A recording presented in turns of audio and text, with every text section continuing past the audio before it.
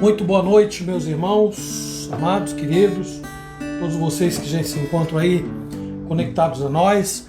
Daqui a pouco nós vamos dar início a mais um estudo bíblico na noite de hoje e eu gostaria de poder contar com a participação de você, com a sua Bíblia, com a sua atenção e, enfim, concentrados nesses momentos tão importantes de edificação para a nossa vida, tá bom? Boa noite para todos, sejam bem-vindos, bom ter vocês aqui, que Deus abençoe nós, o restante de quinta-feira, nos dê momentos muito proveitosos aqui juntos para estudarmos a Palavra de Deus. Enquanto o pessoal vai se conectando, vamos cantar? Ele que é o Deus da aliança, Deus que não é homem para mentir. Esse cântico diz: sei que os teus olhos sempre atentos permanecem em mim, os teus ouvidos sempre prontos para ouvir o nosso clamor. Ele é Deus que está perto, está longe, está em todos os lugares. Ele é o Deus fiel, o Deus da aliança. Boa noite, Maria de Jesus. Bem-vinda, minha irmã.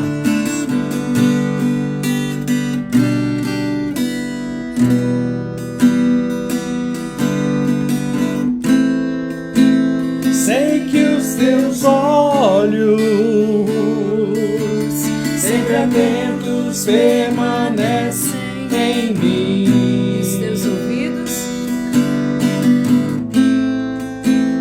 e os teus ouvidos são sensíveis para ouvir meu clamor. Posso até chorar, mas a alegria vem de manhã. É Deus de perto, também de longe, nunca mudaste, tu és fiel.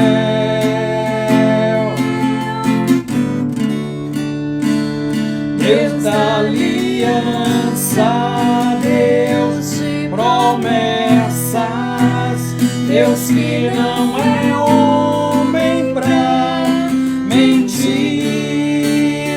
Tudo pode passar, tudo pode mudar, mas a palavra vai se cumprir. sei que os teus olhos Teus olhos sempre atentos permanecem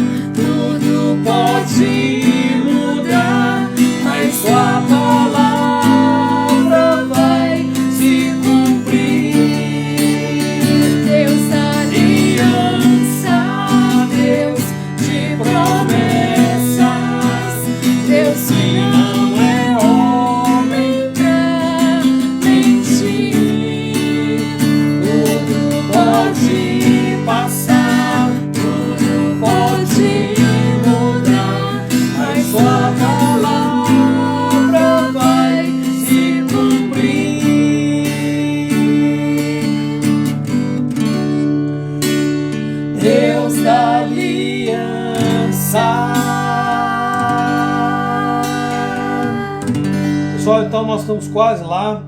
Deixa eu cumprimentar o povo aqui, porque o tablet não estava mostrando o pessoal e peguei o celular da Márcia para anotar os nomes. Então, ó, boa noite ao Celso, a Joaninha, o Lafayette, ao Ronieres, a Luzia, boa noite também. Boa noite à dona Ana Albertina, a Luciana, nossa vida. Ainda bem que não fui eu que escreveu, não fui eu. Luciana, Edgar, Lívia, Lucas e Jonatas. Dona Dulce, seu Nilson, boa noite. Gabi, eu espero que o seu digníssimo também esposo esteja por aí, viu, Gabi? Dona Zilda, Vânia, Presbítero Nilson, Isa e Júlia, Claudemir, Andréia, Sulamita e Nuno. Ah, Sulamita, 4 horas à nossa frente. Coragem, fica firme aí. Lina Navarro, Rose e Vitor. Quem mais? Bom, vou anotando. Lídia e Presbítero Lídia, Garmes. Presbítero Garmes. Vamos cantar mais um cântico e aí nós já vamos prosseguir com o nosso estudo, tá bom? Não existe nada melhor do que ser amigo de Deus. Como é bom ter Jesus como nosso melhor amigo. Não existe nada melhor do que ser amigo de Deus. Caminhar seguro na luz, desfrutar do seu amor, ter a paz no coração, viver sempre em comunhão e assim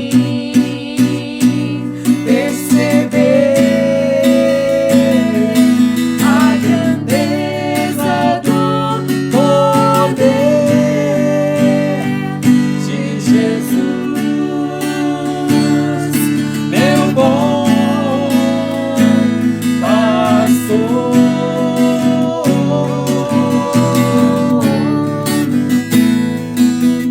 Não existe nada melhor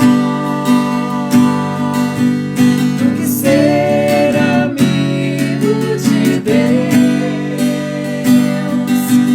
caminhar seguro na luz, desfrutar do seu amor, ter a paz no coração, viver sempre em comunhão e assim perceber a grandeza do poder de Jesus, meu bom pastor.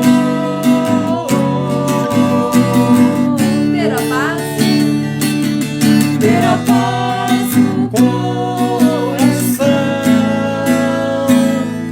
viver sempre em comunhão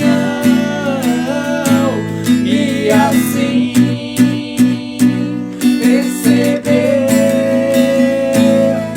a grandeza do poder de Jesus, meu bom pastor.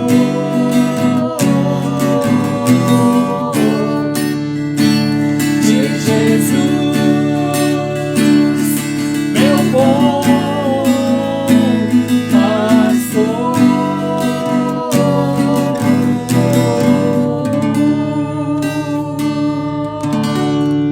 Muito bem, pessoal, boa noite a quem eu não cumprimentei ainda. A Andréia, o Claudemir. E agora eu me perdi aqui, ó. Dona Zilda, já cumprimentei a Vânia, Claudemir, Sulamita, já cumprimentei. Edna Lopes. Pô, é que tem um monte de gente parou que lá na Lídia não e o tá presbítero aparecendo pra Garmes. mim aqui. Foi? Lídia, presbítero... Amor, pega parou pra mim, por favor. A Lídia, presbítero Garmes, a Edna, que chegou agora, a Wilde e o Tiago, lá de Itanhaém, e o Charles Gol, lá de Santo Amaro, que legal. E a esposa, espero que a esposa também esteja aí, Charles. Cristina. Seu João Costa aí, Naí. Então agora, amor, eu vou orar, então você anota aqui para mim, por favor. Eu parei no Charles. E aí, olha, é a Edna e o seu João Costa e a Naí. Boa noite, pessoal, e viu? A Joaninha. Bem-vindos, Joaninha, eu já pus lá no início. Pelo Leandro, que está internado. Vamos estar em oração. Ok. Dona Dirce, boa noite. Presbítero Beto também. Sejam todos muito bem-vindos. E a propósito, minha esposa agradece, e eu também, como já fiz. Obrigada, presbítero Beto, pelo carinho. Amei, a pasta vai ser muito útil. Professora não gosta dessas coisas, viu, Beto? E eu estava precisando, foi um transmimento de pensação. É isso aí. Muito obrigado. Vamos orar, gente, e vamos pedir a bênção de Deus para mais o estudo na noite de hoje. Então, feche seus olhos aí e vamos nos concentrar em Deus neste momento. Vamos falar com Ele. Senhor nosso Deus, amantíssimo Pai, graças te damos por mais uma noite em que nós, ó Deus, nos assentamos para estudar a Tua Palavra. E rogamos por misericórdia, rogamos por graça, rogamos que o Teu Espírito, ó Deus, fale o nosso coração e promova, Senhor Deus, mudanças na nossa vida. Em tempos difíceis, em tempos de muita luta, que os nossos olhos, ó Deus, estejam fixos na pessoa de Jesus Cristo, o nosso amado Salvador. Tem misericórdia de nós, ó Deus. Perdoa os nossos pecados. Aproveitamos, Senhor, para dar-te graças pelo dia de hoje, um dia muito especial para a tua serva Sidoca, que completa mais um ano de vida. Que o Senhor seja com ela, que o Senhor multiplique os anos da sua vida, Senhor, dando-lhe qualidade de vida, alegria da tua salvação. Com ela toda a sua família, Senhor. Nós rogamos estas bênçãos, agradecidos em nome de Jesus. Amém. E na oração final a gente ora pelo Leandro. Isso, lá no finalzinho, tá bom, Leandro? Joana, eu quero passar para minha esposa para nós vermos aí o versículo da semana, pessoal. Então, amor, com você aí. Se tiver mais alguma coisa, pode deixar que eu anoto isso, se for o caso, tá? Muito bem, vamos ao versículo da semana. Está lá em Provérbios de Salomão, no capítulo 3. Esse versículo eu esqueci de dizer, mas ele já foi meditação pra gente. Mas é sempre bom a gente voltar, né? E lembrar, trazer a memória. Eu tenho ele todos eles anotados. Quem sabe um dia a gente brinca de gincana, né? Saber quem é que conseguiu decorar o maior número de versículos. Já há quase um ano, acho que já tem um ano, porque essa ideia nós trouxemos o ano passado. Então, já tem um ano que nós memorizamos versículos. São pelo menos 52 versículos aí memorizados, né? São 52 semanas e um pouquinho mais. Vou aproveitar e cumprimentar o casal, o presbítero Bill e a Niceia, lá de Itaém. Sejam muito bem-vindos, viu? Espero que vocês sejam abençoados conosco nesta noite. Provérbios, capítulo 3, versículo 7, que diz: Não seja sábio aos seus próprios olhos, teme ao Senhor e aparta-te do mal. Mais uma vez, então. Não seja sábio aos teus próprios olhos, teme ao Senhor e aparta-te do mal. Provérbios 3, 7. Deixa ele aí memorizado, gravado, escreva-o. E aí no domingo, com a graça de Deus, então, nós voltaremos aí nesse versículo, Provérbios 3, 7. Muito bem, pessoal, é isso aí. Agora, a partir de agora, eu não posso comentar mais o pessoal que for chegando, mas a minha esposa vai anotar aqui, tá bom? Então, à medida que você for chegando, ela vai anotando. No finalzinho lá, a gente conversa. Dá tempo para cumprimentar a Rosa Onofre? A Rosa, dá sim. Oramos pela Sidoca, a maninha aí fazendo mais um ano de vida. Exatamente, Rosa. Como é que você tá, minha irmã? Espero que todos vocês estejam bem, meus irmãos, apesar dos pesares, né? Quando a gente fala assim, vocês todos sabem a que eu me refiro, né?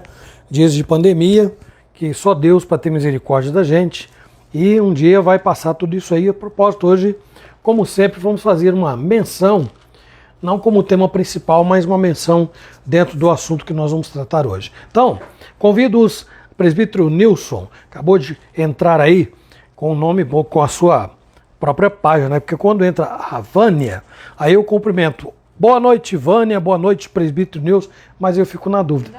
Aí, tablet, Aqui? por favor, porque Ok. alguns não aparecem. Então, de qualquer modo, sejam todos muito bem-vindos e a partir de agora eu os convido a que abram as suas Bíblias no Salmo, um salmo conhecido, hein, gente? Salmo 126.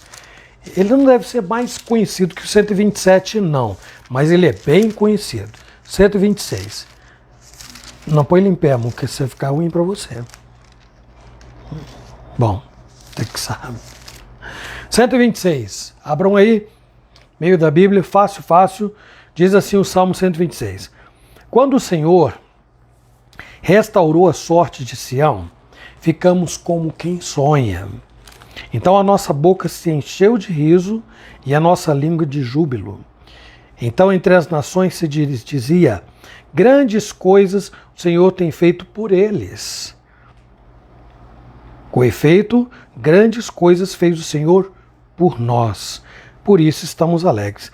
Lê do 4 ao 6 para mim, por favor, amor. Restaura, Senhor, a nossa sorte como as torrentes no Neguebe.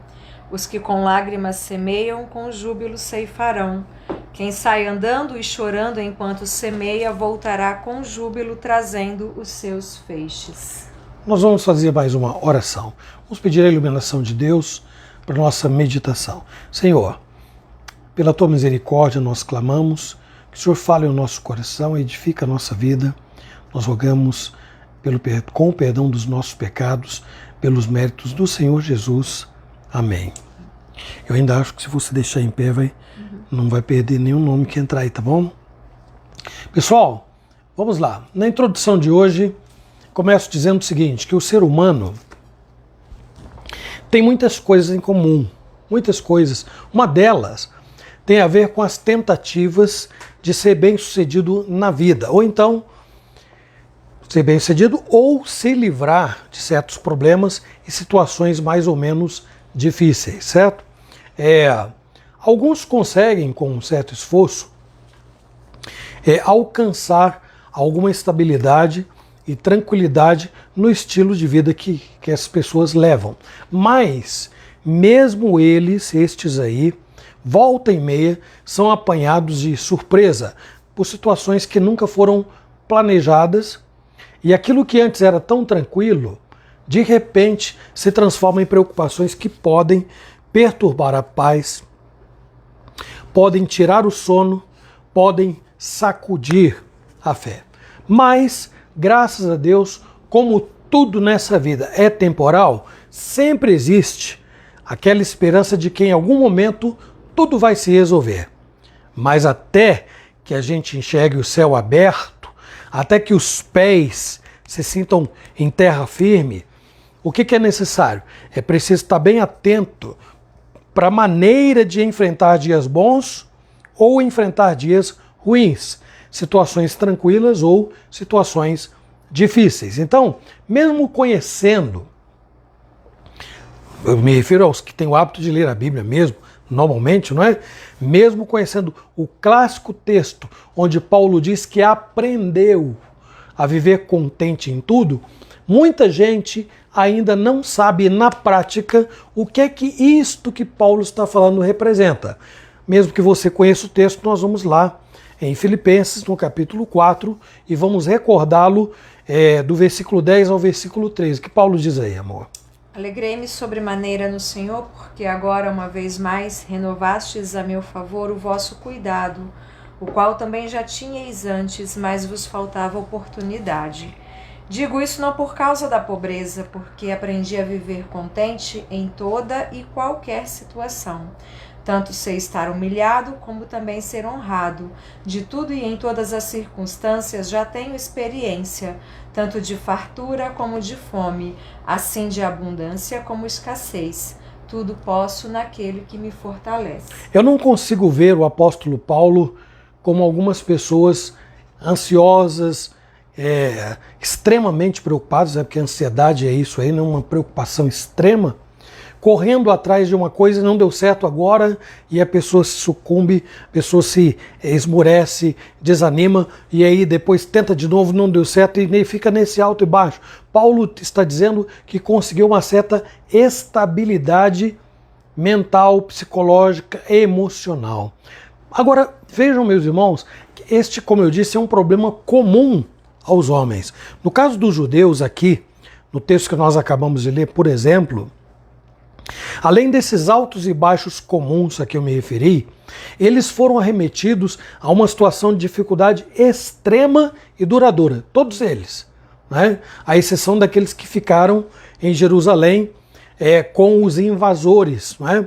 Todos tiveram que amargar o cativeiro babilônico. Estão lembrados? Foi uma terrível agravante para aqueles que já tinham lá, os que enfrentaram os seus próprios problemas, né?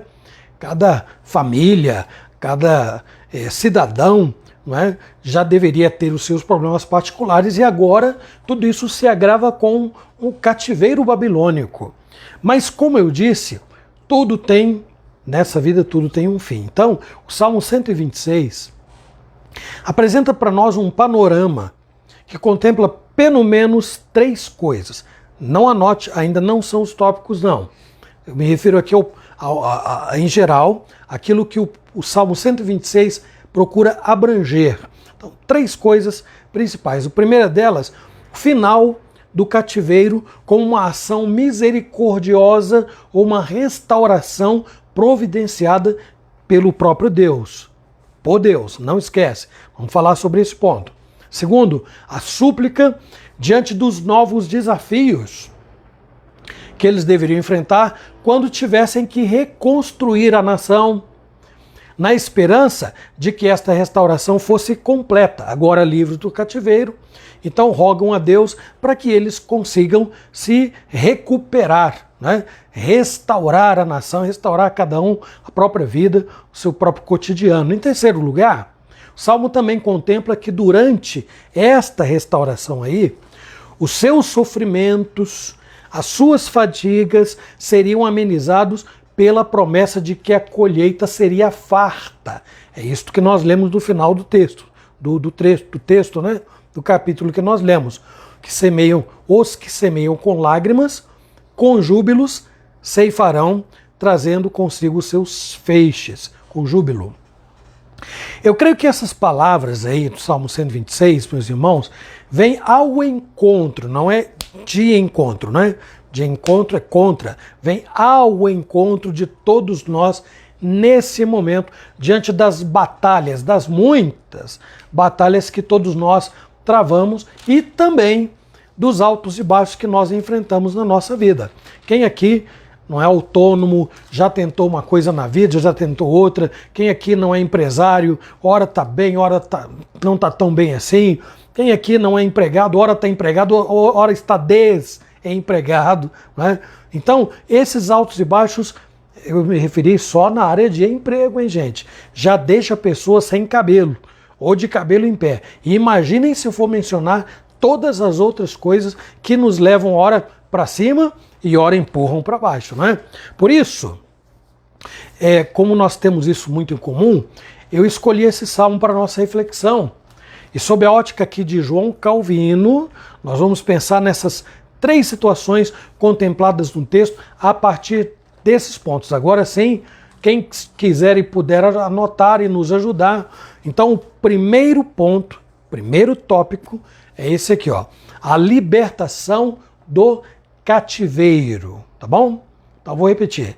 A libertação do cativeiro. A principal questão a ser levantada aqui tem a ver com a autoria deste livramento, dessa libertação. Isso está claro no versículo que começa dizendo: quando o Senhor restaurou a sorte de Sião. Bom, não seria difícil, né, deduzir isto, porque geralmente as coisas boas, as pessoas não precisam ir à Bíblia, geralmente elas atribuem a Deus. Então, como se trata de uma libertação desta proporção, então provavelmente as pessoas diriam: foi Deus que deu o livramento. Agora, isso muitas vezes também só na teoria, viu, gente? Porque na prática, pela gratidão, você percebe que não há um verdadeiro reconhecimento. Mas o ponto que eu quero destacar aqui tem a ver com o autor dessa libertação.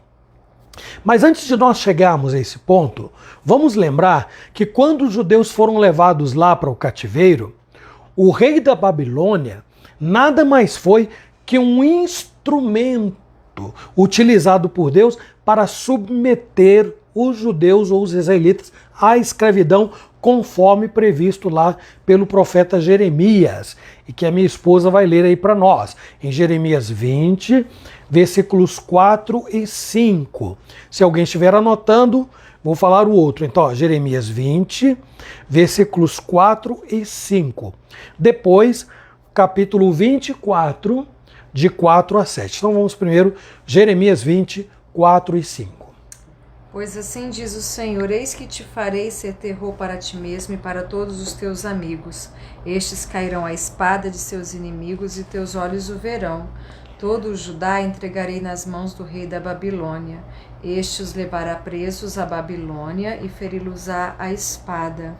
Também entregarei toda a riqueza dessa cidade, todo o fruto do seu trabalho e todas as suas coisas preciosas. Sim, todos os tesouros dos reis de Judá entregarei nas mãos dos seus inimigos, os quais hão de saqueá-los, tomá-los e levá-los à Babilônia. Todo Judá levarei preso para a Babilônia. Promessas de Deus a Israel, através de Jeremias. Vou repetir, 20, versículos 4 e 5. Agora, Jeremias 24, versículos 4 a 7. Ainda falando deste período de cativeiro. Vamos ouvir. A mim me veio a palavra do Senhor, dizendo: Assim diz o Senhor, o Deus de Israel: Do modo por que vejo esses bons figos, assim favorecerei os exilados de Judá, que eu enviei deste lugar para a terra dos caldeus. Porei sobre eles favoravelmente os olhos e os farei voltar para esta terra. Edificá-los-ei e não destruirei, plantá-los-ei e não arrancarei. Dar-lhes-ei o coração para que me conheçam que eu sou o Senhor. Eles serão o meu povo, eu serei o seu Deus, porque se voltarão para mim de todo o seu coração. São as duas coisas, na verdade, que eu coloquei aqui. Então, o primeiro, a atitude de Deus em enviá-los por mão do rei da Babilônia, cativos. Então, o rei da Babilônia foi nas mãos de Deus instrumento para levá-los. Então, vejam, Jeremias está dizendo que Deus está falando através de Jeremias que eles seriam levados cativos para a Babilônia.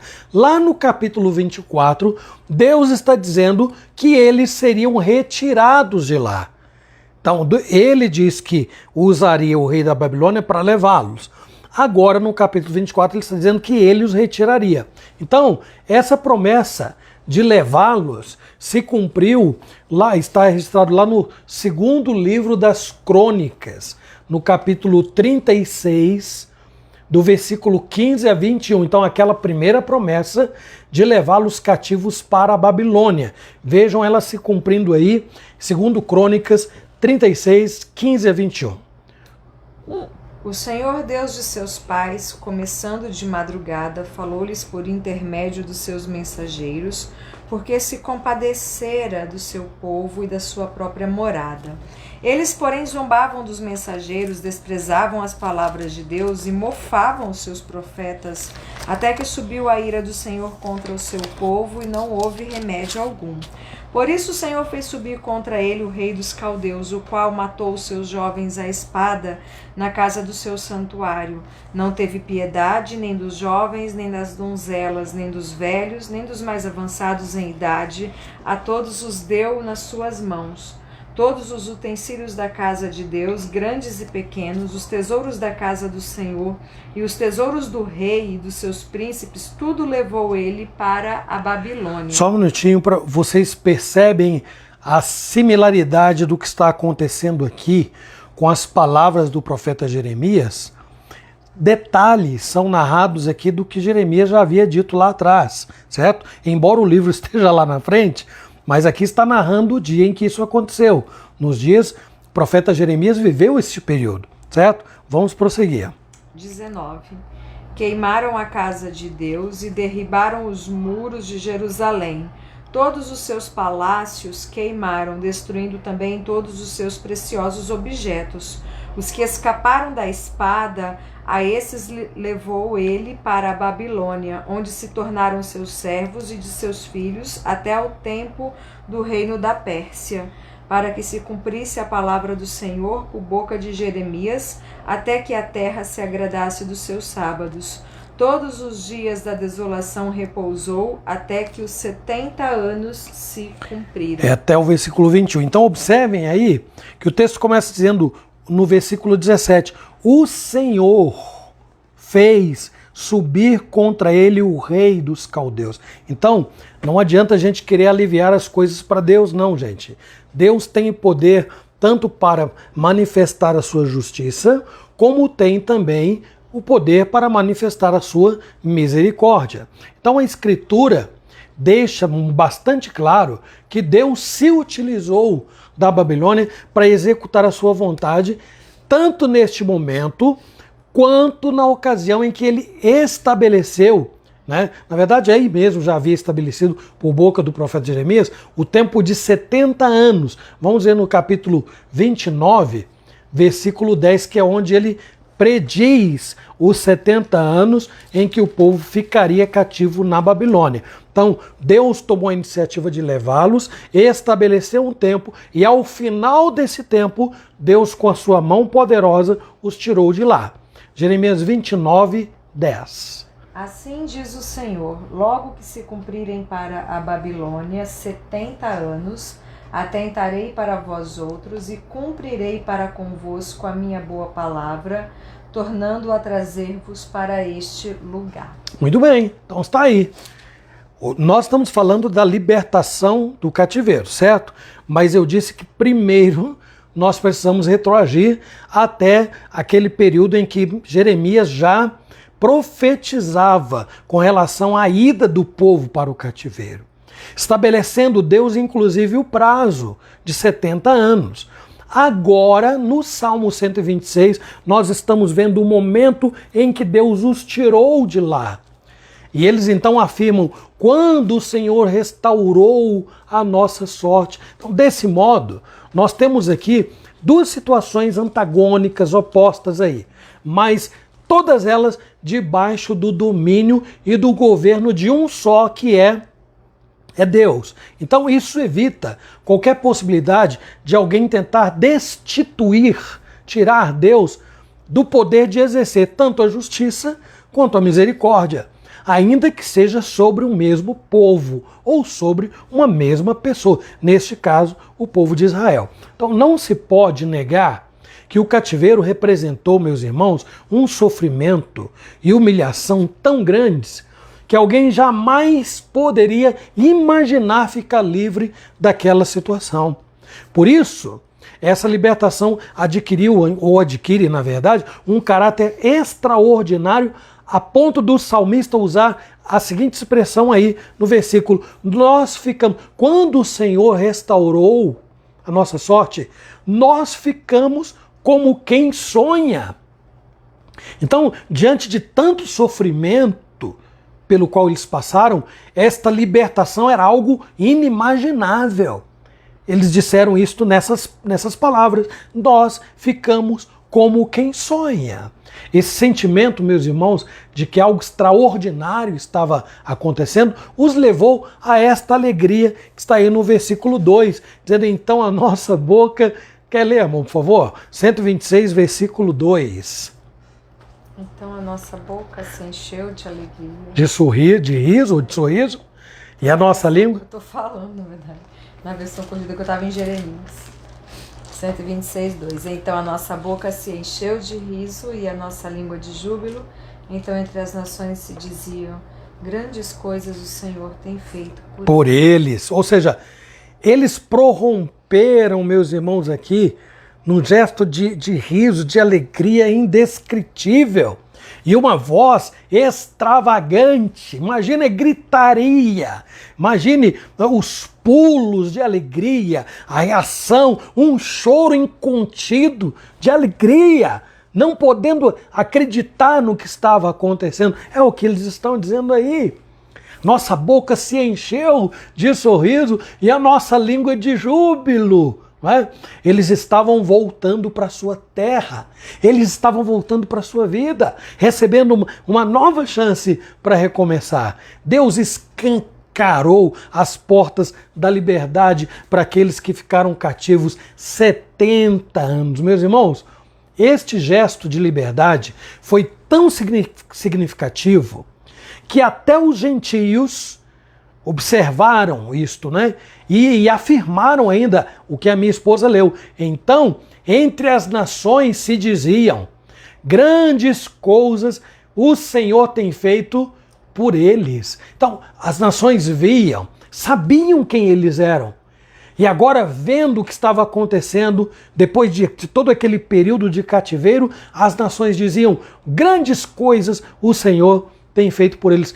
Então eu digo aqui que se o cativeiro era motivo de vergonha para um povo com uma grande história, era o caso dos judeus, a sua libertação concedida pelas mãos de Deus provocariam um impacto na mesma proporção. Os povos sabiam que Deus havia tirado aquele povo com mão de ferro do Egito, fazendo sinais e prodígios. Os povos sabiam que aquele povo de Deus estava humilhado, há anos humilhado. E agora os povos veem Deus retirando o seu povo da escravidão da Babilônia. Então, da mesma forma como eles foram lançados a uma condição de extrema dificuldade, meus irmãos, chamo a atenção para dizer que nós também, em proporções diferentes, é claro, estamos lançados a algo que retira de nós boas expectativas, lança dúvidas sobre o futuro, abala a segurança, mexe com os alicerces da fé.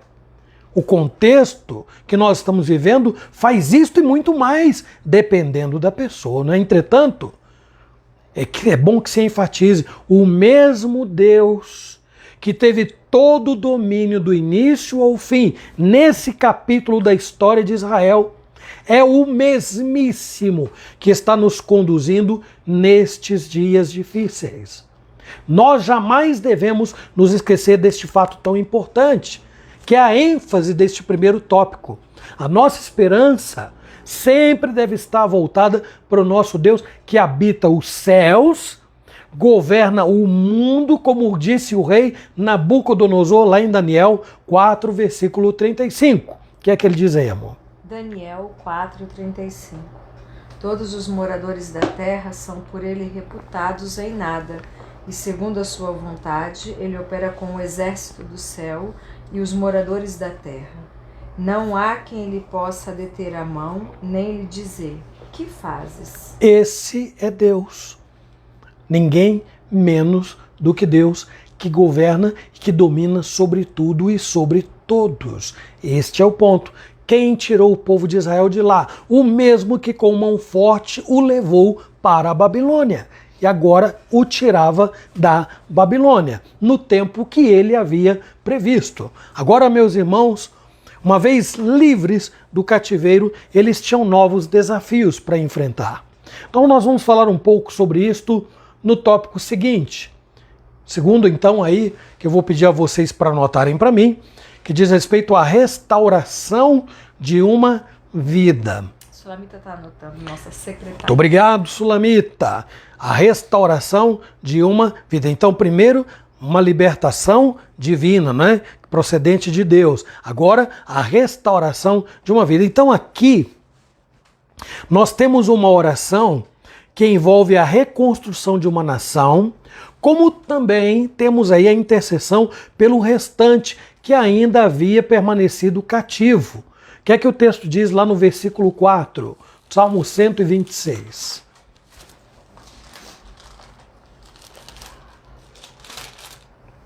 Restaura, Senhor, a nossa sorte, como as torrentes no Negueb. Olha só, primeiro eles disseram, quando o Senhor restaurou nossa sorte. Agora eles estão dizendo, restaura, Senhor, a nossa sorte. Eles não estão sendo incoerentes. Porque o número dos primeiros a experimentarem a liberdade, estes aí, ainda era um número pequeno em relação à multidão que foi levada cativa para a Babilônia. Então, pode ser, ou poderia haver vários motivos para isso, né? Para alguns ficarem na Babilônia. Talvez, quem sabe, o medo de voltar, de enfrentar o novo, que nem pássaro quando é criado em cativeiro e agora é posto em liberdade, não sabe o que fazer, e aí volta para a gaiola. Ou então, para outros, quem sabe, o medo de enfrentar as dificuldades que viria pela jornada, que não seria uma viagem de avião, né? Nem seria uma viagem de carro, e provavelmente também não seria uma viagem de carroça, não. Poderia ter um jegue aqui, um camelo ali, mas provavelmente uma viagem a pé, quem sabe, era muita gente, né? O medo de enfrentar as dificuldades da jornada, o medo da reconstrução, ou então a falsa sensação de estarem mais seguros na Babilônia. Ora, era uma zona de conforto. A Babilônia se tornou uma zona de conforto para muitos. Por que eu vou sair daqui? Para ir para uma situação incerta. Incerta para eles, mas não incerta para Deus. Porque a terra da Palestina foi prometida a Abraão quando Deus disse: eu darei por tua possessão e para tua posteridade. E eles foram tirados da sua terra. E na Babilônia eles estavam em terra estranha. Só que ficaram 70 anos. Então é possível que alguém tenha se adequado, nascido por ali e ficado acostumado àquele contexto e agora vai para o desconhecido. Então eles dizem em oração: restaura, Senhor, a nossa sorte. Então esse é um dos pontos que Calvino entende estar incluído nesta intercessão, nesta petição. Então isto justifica a oração de que o povo tirasse o pé de terras estranhas, deixasse o cativeiro, né, para trás e abraçasse o recomeço que Deus lhes havia prometido. É claro, meus irmãos, que este recomeço tinha o seu preço, né? Embora eles estivessem retornando para a sua própria terra, Canaã não estava desabitada. A terra de Judá não estava desabitada. Ainda havia inimigos residindo lá. Deste modo, era necessário contar com a ajuda de Deus, inclusive para o processo de reconstrução. Era preciso buscar ajuda para gerar ânimo naqueles que não queriam arredar o pé da Babilônia. Era preciso rogar ajuda para que Deus desse ânimo para aqueles que estavam caminhando para lá e entrando, retomando as suas vidas. Mas, meus irmãos, se por um lado havia estes grandes desafios a serem enfrentados, esse recomeço, digo aqui, é tão esplêndido quanto a libertação em si, porque está no texto que a Márcia leu. É tão maravilhoso que ele é comparado às torrentes do Negueb, como água brotando no deserto, porque o Negueb era caracterizado por ser uma região deserta, muito quente. Então agora eles comparam, por mais que houvesse desafios e dificuldades pela frente, eles comparam a sua libertação e o seu retorno às suas terras como as torrentes do Negueb, rogando a Deus: restaura, Senhor, a nossa sorte como as torrentes do Negueb.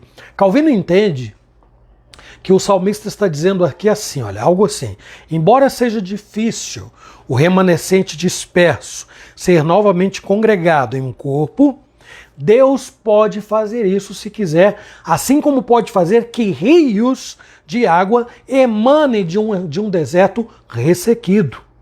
Além disto, o regresso dos israelitas para sua terra era semelhante a um rio que corre através de um país inteiro coberto de areia e sufocado por um calor extremo. Então, essas torrentes do Negueb mostram o aspecto de alegria que tomou conta do coração daqueles que tinham a visão que Deus tinha desta libertação e desta retomada de vida, da volta para a sua própria terra. Certamente, meus irmãos, as várias restaurações, os vários recomeços que nós precisamos dar para a nossa vida devem ser vistos sob a ótica do cuidado que Deus teve, tem e ainda terá sobre nós. Mesmo que os caminhos sejam pedregosos, espinhentos, secos, arenosos e quentes, a direção de Deus será o nosso bálsamo. A direção de Deus será o nosso refrigério. Tudo que nós precisamos para encontrar disposição, encontrar força e coragem para refazer o que for preciso. Nós não devemos deixar de orar dizendo essas mesmas palavras aí. Restaura, Senhor. Restaura nossa sorte, como as torrentes do Negueb. O que fazer, meus irmãos, em meio a esta situação tão difícil que se nos acomete no momento? O que fazer com os nossos problemas particulares? Situações duvidosas geradas por este problema maior. Meus irmãos, muitas vezes não há outra coisa a fazer a não ser orar e dizer isso aí. Senhor, restaura a nossa sorte. Como as torrentes do Negueb, faz brotar água do deserto. Senhor, socorro. Nós precisamos retomar a nossa vida. Restaura a nossa sorte. Então, a esta altura, acredito que nós chegamos à parte mais conhecida do texto, né, que está aí no Salmo 126, versículos 5 e 6, amor. Os que com lágrimas semeiam, com júbilo ceifarão. Quem sai andando e chorando enquanto semeia, voltará com júbilo trazendo os seus feixes. Então isto nos remete ao terceiro e último ponto, Sulamita. Anota aí para nós. A promessa de uma boa colheita. Promessa de uma boa colheita. Então lá no primeiro falamos que a libertação é de origem divina, é uma iniciativa de Deus, não é? No segundo, nós falamos sobre a restauração de uma vida. Dá trabalho, é difícil, a gente pode chegar a um deserto pela frente, mas nós vamos caminhar firmes e seguros. Agora, baseados em quê? Baseados nessa promessa. Promessa de que haverá uma boa colheita. Então, nesse terceiro e último tópico, eu digo o seguinte, que é possível que nós estejamos diante de uma afirmação que envolve duas situações diferentes aqui. A primeira tem a ver com o passado, período em que, apesar de muito sofrimento e de muita humilhação trazidos pelo cativeiro, havia também a promessa de que o tempo da libertação chegaria. Então, a expressão é quem sai andando e chorando voltará com júbilo, trazendo consigo os seus feixes. Pode ter essa dupla conotação. A primeira, olhando para um passado recente, de cativeiro, de escravidão, de muita humilhação e sofrimento, e agora enxergando a oportunidade de colher. Mas ela também tem um aspecto futurista. Se nós considerarmos que esse recomeço, de que eu falei no segundo ponto, a restauração de todo o povo e de cada vida, também pode ser compreendida como um tempo de semeadura, que agora seria seguida por outro tempo de uma boa colheita assegurada por Deus, porque é Deus dizendo, é Deus que prometeu, que os tiraria de lá e os levaria de volta para a sua terra. Então, em ambos os casos, nós somos levados a pensar aí pelo texto na figura do agricultor. Quem sai andando e chorando, semeando, né, voltará trazendo seus feixes. É a figura do agricultor que mesmo em tempos de escassez e fome, não deixa de lançar a semente. Quais são as suas expectativas? Que haverá colheita. E esta colheita será resultado deste seu importante trabalho, mesmo em meio a lágrimas, em meio a muito suor, em meio a muito sofrimento. Vamos ver o que Tiago diz lá no capítulo 5, versículos 7 e 8. Tiago 5, 7 e 8. Sede, pois, irmãos, pacientes até a vinda do Senhor. Eis que o lavrador aguarda com paciência o precioso fruto da terra, até receber as primeiras e as últimas chuvas. Sede vós também pacientes e fortalecei o vosso coração, pois a vinda do Senhor está próxima. Está aí palavras de Tiago tão atuais como nunca, não é? Tenha paciência, porque o lavrador que trabalha vai chegar o momento em que vai colher aquilo que está plantando. É o que o salmista está dizendo em relação ao povo de Israel ao deixar a Babilônia. Eles tinham amargado uma vida muito difícil. Esta vida foi acompanhada pelo retorno gradativo dos cativos. Não voltou todo mundo de uma vez. E agora, eles ainda estavam diante de muitos desafios que incluíam a hostilidade daqueles que moravam lá, que eram estrangeiros e estavam habitando as terras de Judá. Tudo isto, meus irmãos, representa uma semeadura difícil, regada a lágrimas.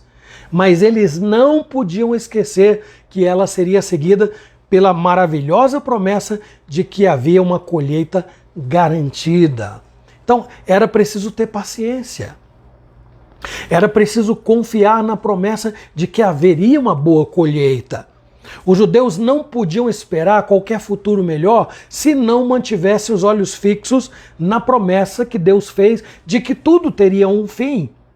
Mais do que isto, né? Um belo fim. Não é? O tamanho de um problema, meus irmãos, de um sofrimento, de um desafio momentâneo, jamais pode ofuscar a certeza de uma boa colheita quando é Deus quem promete. Não são homens prometendo.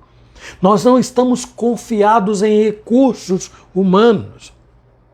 Não estamos limitados nos recursos da ciência, não estamos limitados nos recursos financeiros, econômicos, não estamos limitados nas coisas que os nossos olhos veem, não. Nossa esperança se fundamenta em Deus, que nós não podemos ver. Pela fé, vive e governa o mundo criado e cuida de cada um de nós. Então, eles não estavam lidando com expectativas humanas, como também nós não.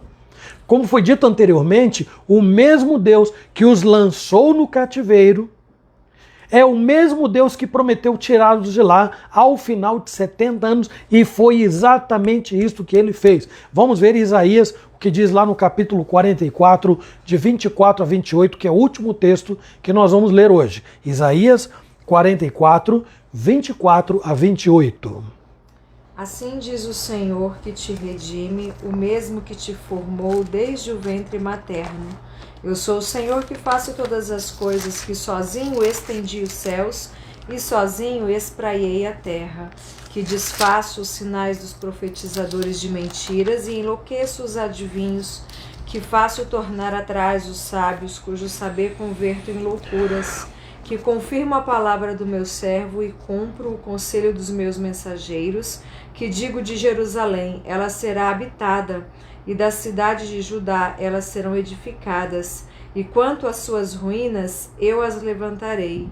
Que digo à profundeza das águas, seca-te, e eu secarei os teus rios. Que digo de Ciro, ele é meu pastor e cumprirá tudo o que me apraz. Que digo também de Jerusalém, será edificada, e do templo será fundado.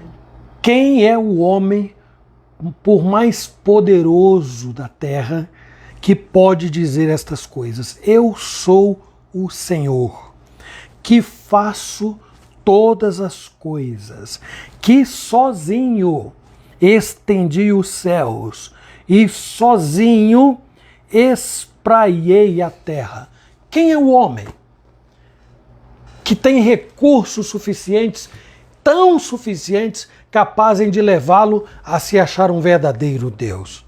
Bom, há quem se sinta, não é? Há quem haja como se fosse, mas não há. O cristão sabe disso. Não há no mundo, em nenhum lugar, alguém que tenha condições de proferir palavras tão maravilhosas e magníficas como essa. Então, se Deus, de algum modo, nos lançou a esse estado de coisas que nós estamos vivendo por mãos de quem quer que seja, Ele mesmo, por sua graça e misericórdia, com essas mesmíssimas mãos poderosas, que nos mantém neste contexto de luta e desafio, Ele mesmo nos tirará no seu tempo e do seu modo. Enquanto isto, meus irmãos, é possível que alguns tenham que enfrentar o desafio de olhar para os lados e ver pessoas que estão sendo, vidas que estão sendo ceifadas, que estão sendo tomadas. Durante esses 70 anos de cativeiro babilônico, será que isto não aconteceu? Durante este período que nós estamos atravessando, muitas e muitas vidas estão sendo levadas. Irmãos nossos na fé estão sendo levados. Mas, como nós dissemos na introdução, tudo nesta vida tem um fim. E isto vai passar. No tempo de Deus, isto vai passar. No modo de Deus. O que resta para mim e para você, fazer uma oração maravilhosa e linda como esta. Restaura, Senhor, a nossa sorte, como o deserto, como aquelas águas que brotam da terra árida, da terra quente e da terra seca. Seja o nosso refrigério. Então, tudo isso, meus irmãos, que nós dissemos até aqui, tem a ver conosco. As nossas dificuldades podem até se multiplicar, seja coletiva ou individualmente falando. Entretanto, nós não podemos manter os olhos no tamanho ou na intensidade das nossas lutas. Vamos olhar para Deus, que é grande, que é maior do que tudo e do que todos. E façamos esta oração. Restaura, Senhor. Restaura a nossa sorte. Que Deus nos abençoe e fale profundamente ao nosso coração com estas palavras. Amém. Vamos cantar? Dá tempo. Aquele cântico que é conhecido, a gente sempre canta. Junto a ti, teu amor me envolve, atrai-me para o teu lado estar. Espero em ti, minhas forças se renovam. Então, enquanto nós estudamos esse salmo... Eu tinha pensado em outro, Sara, Senhor, a nossa terra. Tem mais a ver? Não sei. Também você que sabe. Sara, vocês conhecem Sara, Senhor, a nossa terra? Tudo bem? Pode ser? Então vamos lá então.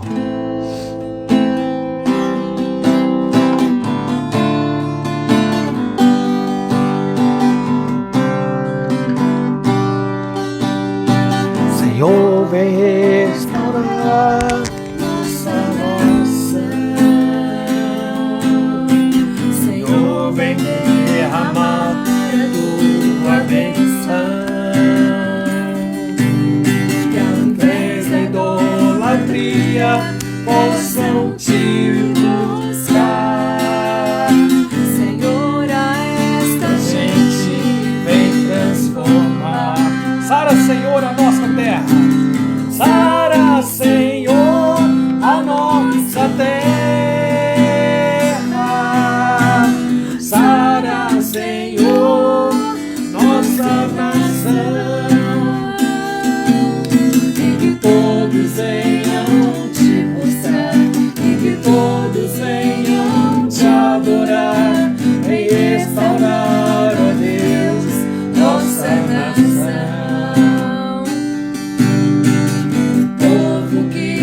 Invoca o teu nome,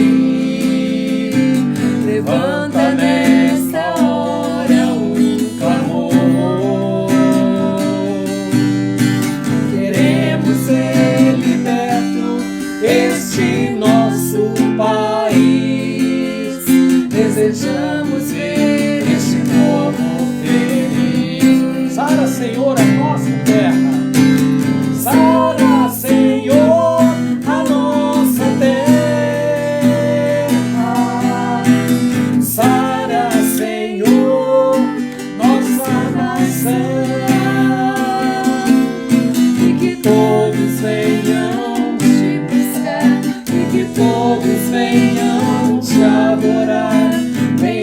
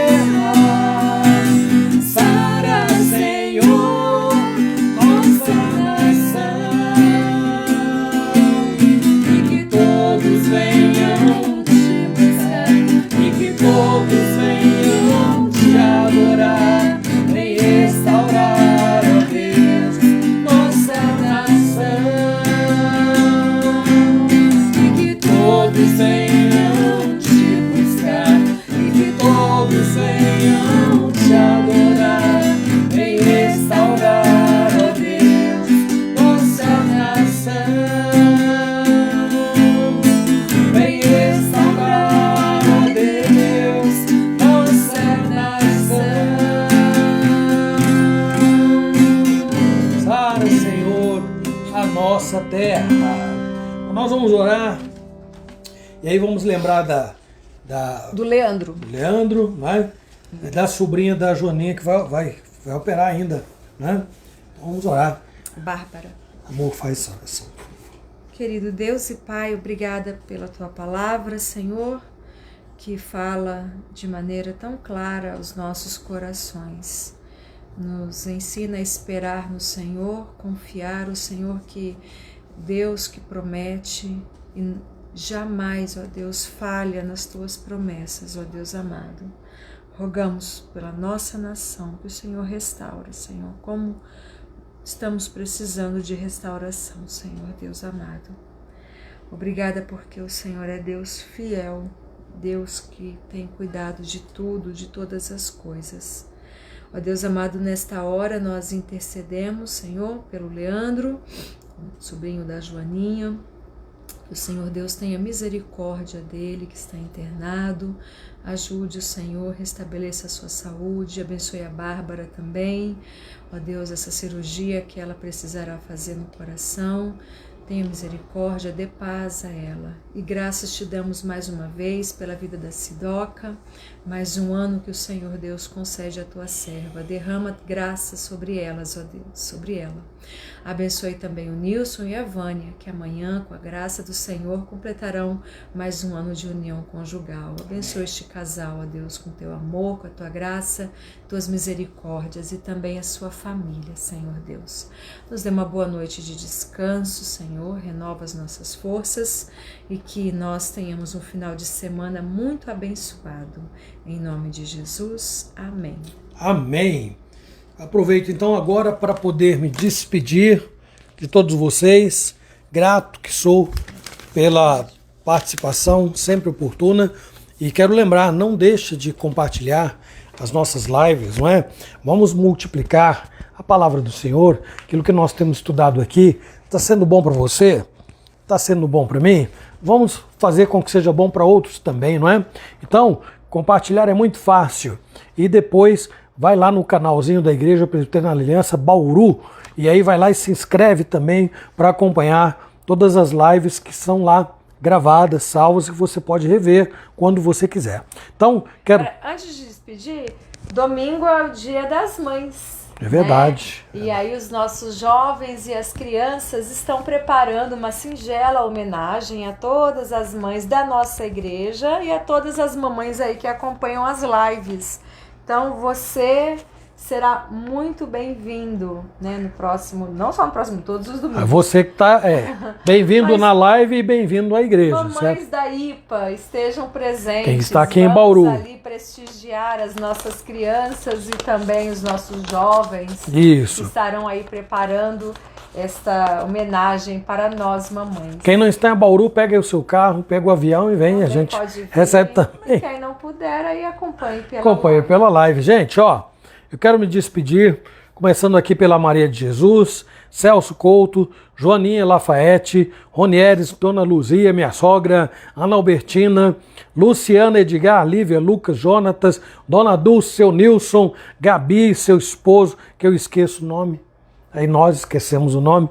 Dona Zilda, Vânia, Presbítero Nilson, Isa, Júlia, Claudemira, Andréia, Sulamita e Nuno, Lina Navarro, Rose, Vitor, Lídia, Presbítero Garmes, Wilde, Tiago, Charles, Cole, esposa e Cristina, não é? Presbítero Beto, Edilce, Laís, João Costa, Nair, Presbítero Bill, Niceia, Rosa Nofre, Renata Cardoso, Presbítero Oscar Cardoso, Presbítero Bonora, Dona Heloísa, João Carlos Santo Amaro, sua digníssima, que nós sempre esquecemos o nome, João Carlos. Põe aí, porque a gente está sempre esquecendo.